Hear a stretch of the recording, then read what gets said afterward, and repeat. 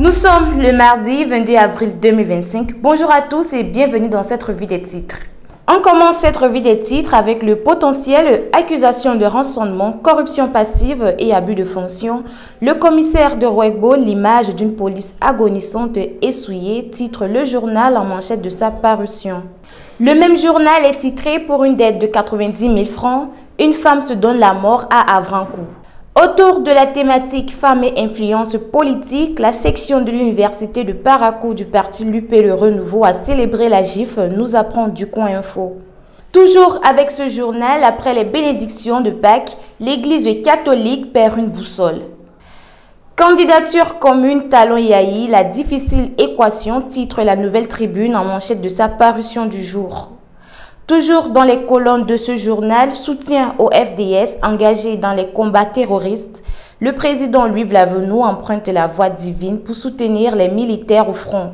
Poursuivons cette revue des titres avec le quotidien Libération, comité de préfiguration des musées, liste des membres et objectifs.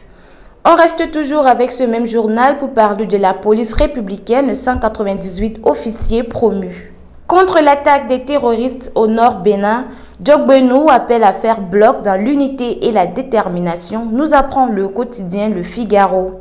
Le même journal parle du partenariat HAC-APDP, des journalistes outillés pour mieux protéger les données personnelles. On enchaîne avec l'emblème du jour, administration parlementaire, Régis Dossou Panou, un choix à surveiller. Le même journal est titré Pâques 2025, Djogbenou adresse un message d'unité et d'espérance.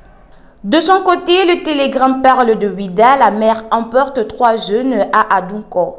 Le même journal parle de Dassa Glazoué, le procureur annonce une inhumation groupée des corps abandonnés. Expropriation de leur domaine par la municipalité de Cotonou. Le maire Atropo, invité à engager un dialogue constructif avec les habitants de Roairo 1 et les acteurs concernés, informe les 4 vérités. Le même journal parle des activités de l'ONG Education and Welfare for African Children. La 2e édition des ateliers créatifs pour les enfants commence demain à Abomey-Calavi. En porte-à-faux avec la ligne du parti à Abomey-Calavi, Topanou, une voix discordante au sein de l'UPR Saint-Oroge Matin Libre. Le même journal parle de la semaine L'Afrique des solutions 2025 à Paris, amplifier les initiatives innovantes à impact positif.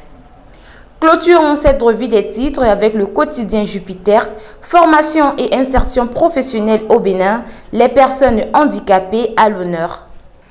C'est la fin de cette revue des titres. Merci de l'avoir suivi. Retrouvez également la grande édition du journal sur notre site hcdtv.bj et sur tous nos canaux digitaux tous les jours à 13h, 16h, 20h, 23h, 3h et à 7h du matin. Sachez, chers internautes, que la vie est un défi à relever, un bonheur à mériter et surtout une aventure à tenter. D'ici là, prenez grand soin de vous et à très bientôt.